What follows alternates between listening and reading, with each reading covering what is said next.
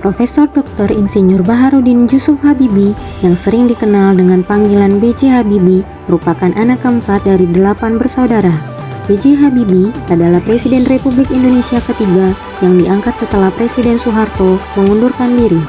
Sebelum memasuki dunia politik, Habibie dikenal luas sebagai seorang profesor dan ilmuwan dalam teknologi aviasi internasional dan satu-satunya Presiden Indonesia hingga saat ini yang berlatar belakang teknokrat. Pak Habibie memahami dan memenuhi kebutuhan masyarakat. Hal ini terlihat dari kepulangan beliau ke Indonesia demi mengemban amanah menjadi Menteri Riset dan Teknologi. Beliau juga mengembangkan industri pesawat nasional dengan menciptakan pesawat N250 Gatotkaca sebagai karya paling legendaris, yang menjadi bukti agar seluruh wilayah Indonesia dapat terlayani dan terkoneksi lewat jalur udara. Pak Habibie melakukan perbaikan tiada henti. Sikap ini tercermin pada teori Kraft ciptaan beliau.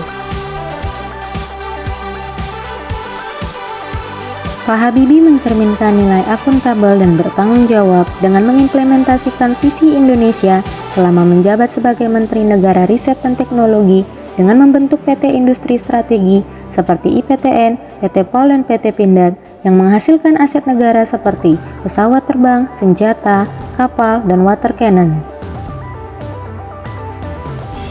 Dengan meningkatkan kompetensi diri dengan terus belajar, Bapak B.J. Habibie belajar tentang keilmuan teknik mesin di Fakultas Teknik Universitas Indonesia Bandung tahun 1954. Tidak cukup sampai di situ, pada tahun 1955 beliau melanjutkan studi teknik penerbangan hingga akhirnya B.J. Habibie dikenal sebagai Bapak Teknologi dengan keahlian yang beliau miliki yang telah berhasil dan sukses menciptakan pesawat N250 Gatotkaca yang merupakan pesawat pertama di Indonesia. Beliau juga kerap membagikan pengetahuan dan pengalaman melalui beberapa dialog, menjadi narasumber di beberapa workshop dan juga seminar. Bapak Habibie berhasil membangun lingkungan kerja yang kondusif.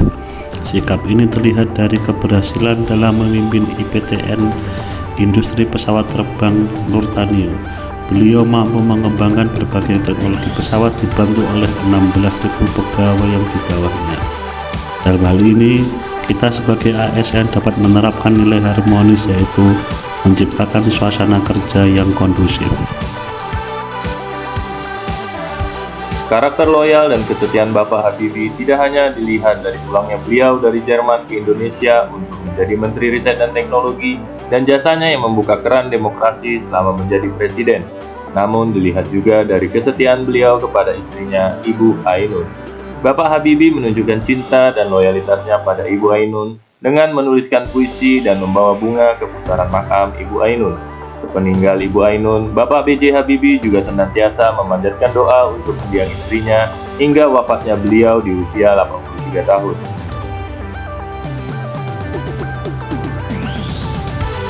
Pada saat menjadi presiden, Bapak B.J. Habibie melihat peluang beradaptasi, di mana masyarakat menginginkan adanya reformasi, perubahan total yang mengarah perbaikan.